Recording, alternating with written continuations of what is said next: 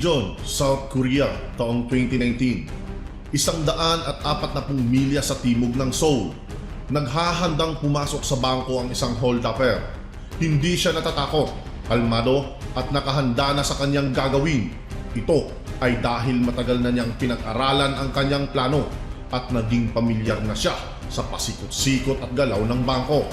Kabisado na din niya ang mapa ng lungsod at alam niyang meron lang siyang 4 na minuto bago dumating ang mga pulis. Sa oras na sila ay maalarma. Siyempre, hindi iyon magandang idea. Sobrang mabilis ang 4 na minuto, subalit kapag ang mga nangyari ay naaayon sa kanyang plano, ang katumbas nito ay walang kasing halaga. Bilang paghahanda ay nagdala siya ng patalim at tiniyak niya na iyon ang kanyang biniling patalim mula sa mapagkakatiwalaang tendero. At yun na nga, pagkaraan ng ilang buwan na pagpaplano, iyon na ang tamang oras. Pumasok siya sa pinto ng bangko at ang huldapan ay magsisimula na. Habang nadadaanan niya ang mga customer at empleyado ng bangko, ang kanyang kamay ay nakahawak ng mahigpit sa hawakan ng patalim at doon nga alam niyang wala na itong atrasan. Pagdating niya sa pinakamalapit na counter ay may inabot siyang isang papel sa teller. Magalang niyang sinabihan ito na walang sino man ang masasaktan basta sumunod lang ito sa kanyang pinag-uutos. Natigilan ang teller sa sitwasyon at naguluhan sa mga nangyayari. Subalit nang makita nito ang patalim ay wala siyang nagawa kundi sumunod. At doon nga ang orasan ay nagsimula. Sa puntong ito, kailangan niya lang ang maghintay. Pero hindi nagtagal, ang mga customer ay umpisang napapansin ang kanyang kakaibang kinikilos. Nakita nila ang kanyang patalim at naalarma dahil hindi nila alam kung ano ang kaya nitong gawin sa kanila. At sa bawat paglipas ng mga segundo, ang sitwasyon ay papalapit na sa hangganan at naganap na nga. Ang mga pulis ay dumating. Ngayon, wala pang 4 na minuto mula nang pumasok siya sa bangko. Kaya kung sino man ang nag-alerto sa mga pulis ay tiyak ginawa iyon noong oras na binigay niya ang sulat sa teller. Pero sino ito at paano iyon nangyari? Mukhang ang kapalaran ng holdupper ay miserable na sa umpisa pa lamang. Dahil ngayon, ang mga kapulisan ay nakapaligid na sa lugar. Wala na siyang ibang magagawa kundi ang harapin sila. Inutusan nila siyang dumapa at bitawan ang patalim. Subalit habang papalapit ang mga pulis ay may napansin silang kakaiba sa sitwasyon. Agaran nilang napansin ang kanyang katahimikan, kilos at patalim. Kasi ang patalim ay hindi totoo. Ang patalim ay isang laruan. Dahil doon, ang mga pulis ay agaran siyang dinakip at pinusasan ng walang kahirap-hirap. Ang lahat ay nagulat.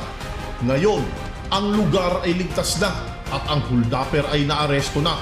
Ang imbestigador ay nag-umpisa nang mag-imbestiga sa mga nakasaksi. Habang nagtatanong siya sa mga customer at empleyado, ay unti-unti niyang napagtanto na merong mali sa pangyayari. Sa buong insidente, ang holdupper ay nanatiling kalmado at kampante. Kahit pa noong dumating ang mga kapulisan, ay hindi man lang siya nakitaan ng kahit anong reaksyon. Subalit ang pinakakakaibang impormasyon na kanyang nakuha ay mula sa isang teller. Sinabi nito na siya ang tumawag sa mga pulis. Ngayon, marahil ito ay hindi na nakakagulat dahil syempre, siya ang unang nakakaalam ng sitwasyon. Subalit hindi lang ito ang kanyang siniwala. Dahil habang nagpapatuloy siya sa kanyang salaysay, ay unti-unting nagkakaroon ng liwanag ang lahat. Ito ay hindi isang ordinaryong huldapan. Sa katunayan, ang katotohanan, hindi talaga ito isang hold up. Balik tayo noong oras na pumasok ang holdupper sa bangko. Meron siyang eksaktong plano sa isip, ang makapasok at makalabas ng matiwasay sa pinakamabilis na paraan. At yun ay sa paraan na ipaalam sa teller na walang masasaktan basta sumunod lang ito sa kanyang pinag-uutos. At yon ay ang tumawag ng mga pulis. Hindi siya takot na makulong dahil ang gusto niya ay ang makulong. Kaya hindi kagulat-gulat na sa dinami-rami ng mga bangko ay pinili niya ang pinakamalapit sa istasyon ng pulis na meron lamang 4 na minutong oras ng pagresponde. Kung gayon, hindi pera ang kanyang habol.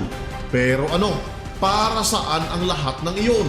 Ngayon, ang investigador sa kaso ay nalilito pero determinado na malaman ang buong kasagutan. Kaya pinuntahan niya ang sospek para questionin. Kailangan niya ng mga kasagutan sa kanyang mga katanungan. Bakit niya inatasan ang teller na tumawag ng pulis? Bakit kailangan niyang gumamit ng laruang patalim? At bakit gusto niyang siya ay makulong? Ang sospek ay tahimik at ayaw magbigay ng kasagutan. Pero kitang-kita sa kanyang mga mata na gustong-gusto niyang makulong at nag-aalala na hindi ito mangyari. Gayunpaman, ang investigador ay nagpatuloy sa pagkwestiyon kahit pa na tumitindi ang tensyon. Hanggang sa wakas ay napaamin din siya. Ang kanyang pahayag ay kakaiba at nakakagulat. Ayon sa sospek ay meron siyang problema na kailangang lutasin at ang holdapan ang tanging paraan para malutas niya ito.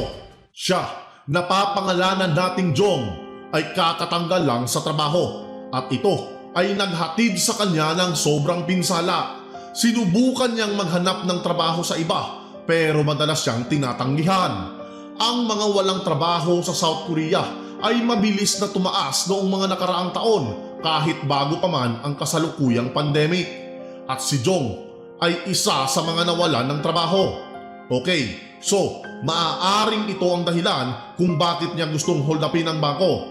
Dahil nawalan siya ng trabaho at kailangan niya ng pera. Pero bakit kailangan niyang magpa-aresto? Sabi niya, hindi pera ang tunay na habol niya dahil hindi siya isang kriminal. Pinalaki siyang mabait at magalang na bata. Wala lang talaga siyang ibang maisip na paraan. Dahil nawalan siya ng trabaho, palagi na lang siya sa bahay at kahit medyo may edad na ay nakatira pa rin sa kanyang ina at labis niya itong ikinalulumo. Dagdagan pa ito ng kanyang dinaramdam na sakit sa likod kung saan nga ay wala na siyang kakayahang ipagamot dahil sa kahirapan. Ang kawalan ng trabaho sa South Korea ay malaking sagabal sa kanilang healthcare at si Jong ay hindi makakuha ng approval na kailangan niya dahil hindi ito saklaw ng kanyang insurance. Palagi siyang nakakaramdam ng sobrang sakit sa likod hanggang sa hindi na niya ito kaya. At dahil wala nang ibang paraan siyang maisip at para hindi na rin mabigyan ng problema ang matanda na at kaawa-awang ina, naisip niya na meron lamang iisang lugar para makakuha siya ng tulong. Ang nag-iisang lugar para makakuha siya ng libreng pagpapagamot sa hospital ng mga preso. Doon, ang mga preso ay nakakatanggap ng libreng gamutan. Sa South Korea, ang kanilang pamahalaan ay nagbibigay ng universal healthcare coverage para sa kanilang mga mamamayan. Pero ang South Korean system ay nananatiling umaasa sa mga pribadong tulong kung saan ang mga pasyente ay kailangan pa rin minsan na magbayad ng sarili nilang pera sa pagpapagamot. Bilang resulta, ang mga preso ang karaniwang nauunang nabibigyan ng tamang medical care. Dahil doon, ito ang tanging naisip na paraan ni Jong. Ang prison hospital ang tanging niyang pag-asa.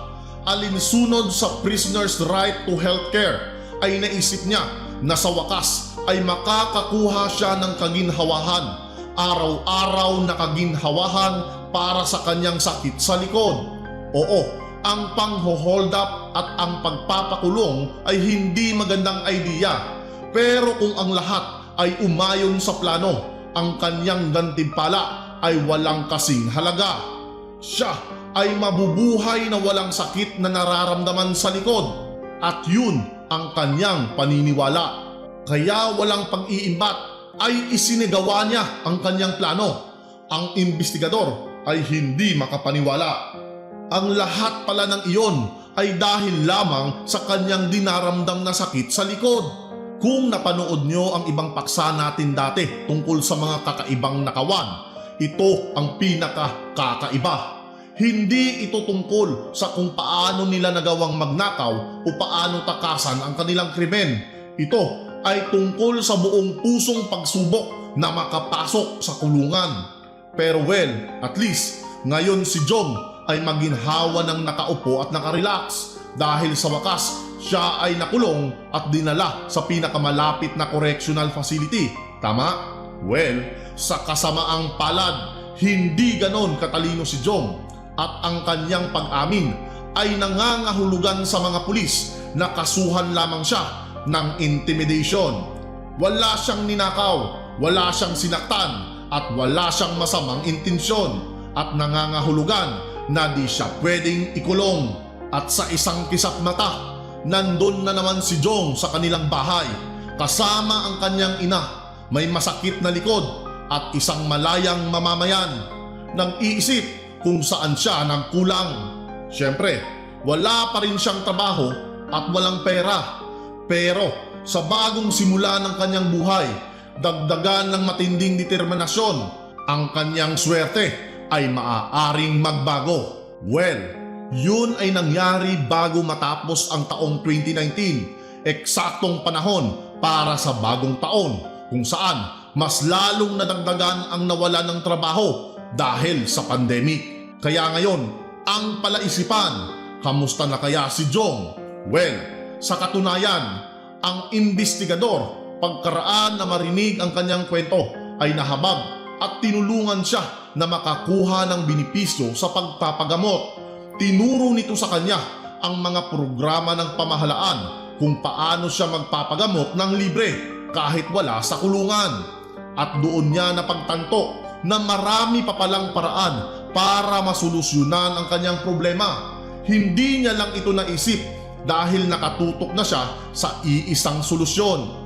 Dapat nating tandaan palagi na huwag tayong mag-focus sa iisang solusyon kapag tayo ay may pinagdadaanan. Think outside the box, ika nga nila. Dahil kapag nakatutok tayo sa iisang solusyon, ay hindi na natin nakikita ang mas mainam na paraan para matugunan ang ating mga pinagdadaanan. Laging tandaan, hindi masasagot ang iyong problema ng isa pang problema. Kumalma, huminga ng malalim at isipin ang maraming posibilidad para ito ay masolusyonan sa pinakamainam na paraan.